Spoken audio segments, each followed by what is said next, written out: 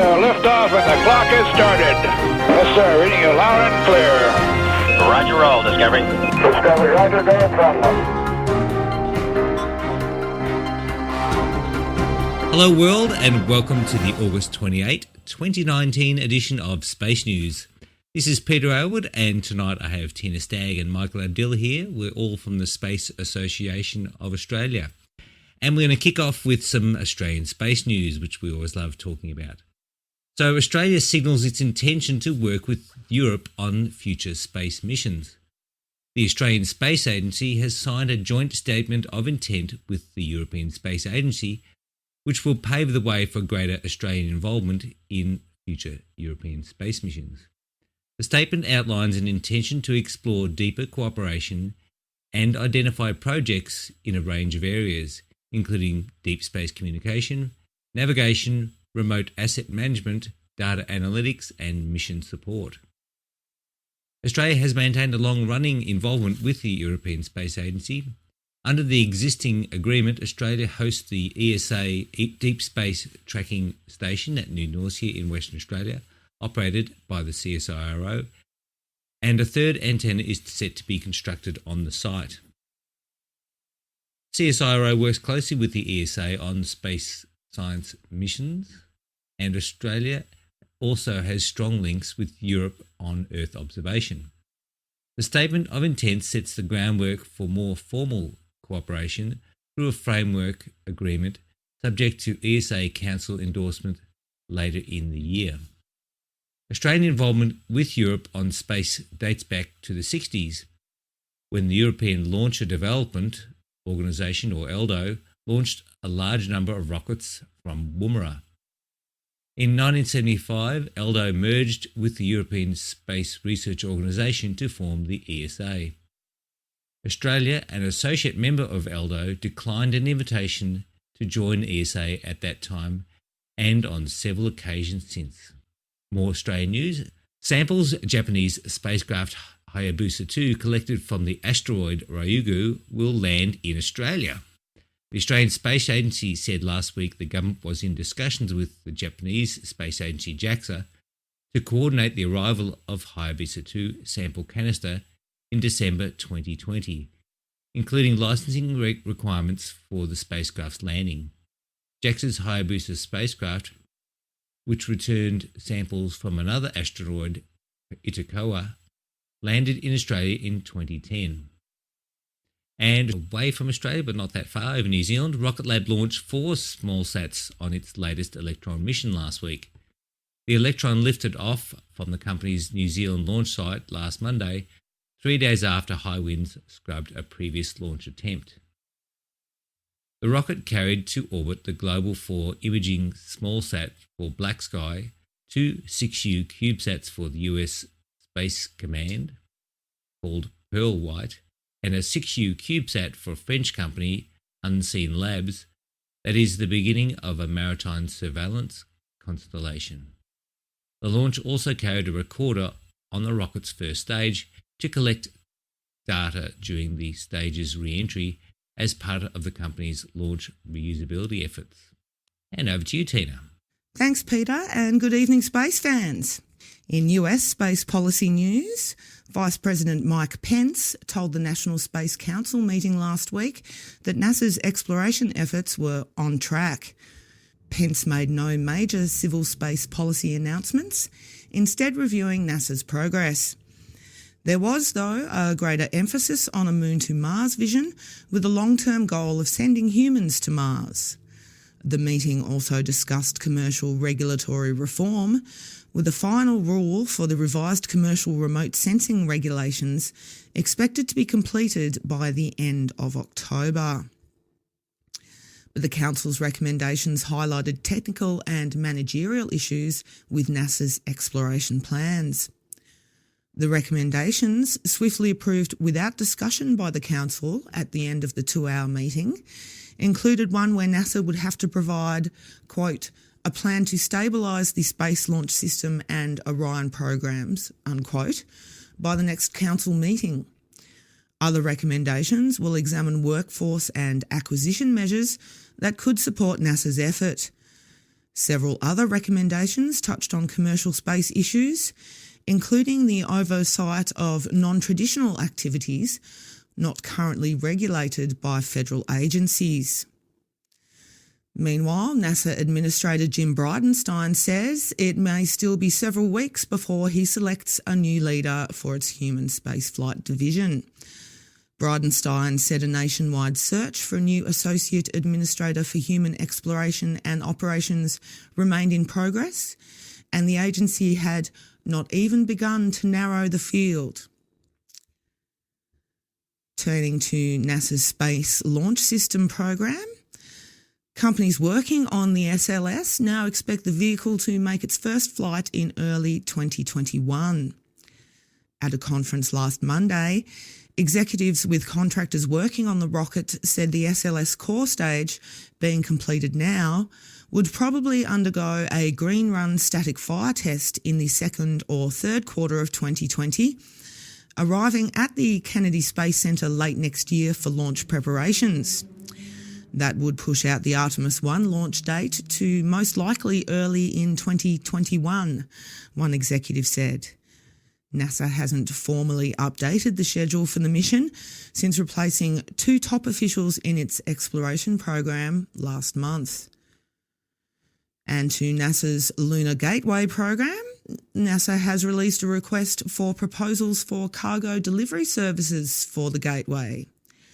The Gateway Logistics Services program will transport cargo to and from the Gateway, similar to existing International Space Station cargo services. Proposals are due on the 1st of October, and NASA expects to award one or more contracts before the end of the year, with a total value as high as $7 billion. Thank you, Tina. And moving to NASA's planetary and space science missions. NASA's Europa Clipper mission has passed a key review, although the agency isn't yet sure when and how it will launch. Europa Clipper was recently confirmed to proceed into Phase C of its development, covering final design, followed by assembly. The spacecraft will travel to Jupiter's moon Europa, making dozens of flybys to study the potentially habitable world. NASA said, while the mission is being readied for a launch as soon as 2023, the formal launch readiness date for the mission is 2025, amid ongoing debates about whether the mission should be launched on the Space Launch System or a commercial vehicle. Moving to China. A Chinese small launch vehicle had a successful first launch last week. The Jilong 1, or Smart Dragon 1, rocket lifted off from the Jiuquan Satellite Launch Center last Saturday and placed 3 small satellites into low Earth orbit. The solid-fuel rocket, developed by China Rocket Company, a subsidiary of the China Aerospace Science and Technology Corporation, is capable of placing 200 kilograms into a sun-synchronous orbit. China Rocket said Jilong 1 could be built in 6 months and readied at the launch site in 24 hours. China Rocket is planning 5 more launches of the rocket. The company is also working on a Tiangong series of larger liquid fuel rockets that may also incorporate reusability. And on to India. The Indian Space Agency ISRO has released the first image of the moon taken by its Chandrayaan-2 spacecraft. The image was taken a day after the spacecraft entered into an elliptical orbit around the moon and a month after its launch. Chandrayaan-2 will spend the next 2 weeks entering a low circular orbit around the moon before releasing a lander that will attempt to touch down in the south polar regions. And moving to Japan. A small asteroid visited by a Japanese spacecraft appears to lack dust on its surface. Images of the surface of Ryugu, taken by a small lander deployed from Japan's Hayabusa 2 spacecraft, shows the asteroid's rocky surface lacks a layer of regolith seen on other asteroids. Scientists speculate that the dust may have become charged by exposure to solar radiation and then removed by electrical forces, or that outgassing may have blown the dust away. And staying in Japan, a Japanese lunar lander company has updated its mission plans as it signs up new sponsors. Tokyo-based iSpace said last week it is dropping plans to do an initial orbital mission, which was to launch in 2020 as a secondary payload on a SpaceX Falcon 9. Instead, its first mission will be a lander in 2021, also flying as a Falcon 9 secondary payload. The announcement comes after another commercial lunar lander company, Astrobotic, announced earlier this week it will fly its first lander in 2021 on the first flight of ULA's Vulcan Centaur. And over to Peter. Hey, thanks, Mike. Back to the US SpaceX news. SpaceX CEO Elon Musk delayed an update on the development of the Starship scheduled for last weekend. In an exchange on Twitter, he said he was postponing a presentation scheduled for Saturday in Boca Chica, Texas, until SpaceX completes additional work on the Starship Mark 1 prototype under construction there, which he estimated to be around mid-September. A planned 200-metre hop by another prototype, Star Hopper, has also suffered delays getting approval from the FAA. Meanwhile, both Boeing and SpaceX say they're planning for commercial crew test flights soon. During a conference panel last Monday, Boeing said it is expecting to fly an uncrewed test flight of its CST-100 Starliner in October, with a pad abort test to follow shortly after. SpaceX says an in-flight abort test, delayed from this summer after the Crew Dragon spacecraft was lost in a test mishap, is now expected for October or November, followed by a crewed flight test, hopefully this year, quote unquote. And United Launch Alliance news, ULA is making progress on production of its Vulcan rocket.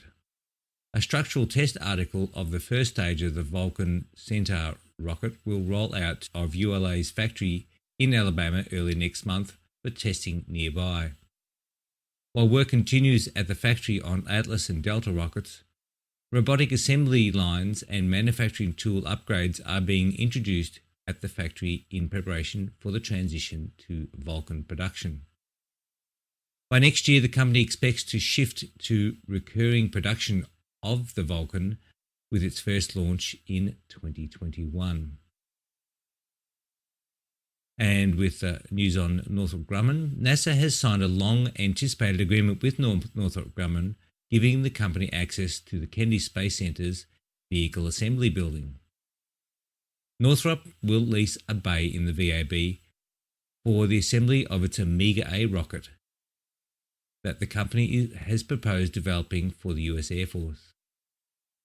The agreement signed last week also covers use of a mobile launch platform and access to Complex 39B. That's where the SLS is going to go from at some point. The agreement confirms long-standing plans by the company to use those facilities to host Omega A launches. And finally this week, the city of Toledo, Ohio, is considering renaming its airport after a famous NASA flight director. The city's mayor said last week he's confident the local port authority will back a proposal to name the Toledo Express Airport after Gene Kranz, who was born and raised in Toledo and became a flight director during the Apollo program. Change is hard, but Gene Kranz is exactly the sort of person you should name an airport after, the mayor said. And that's it for Space News this week. Thank you, everybody, and we'll speak to you again next week. Bye now.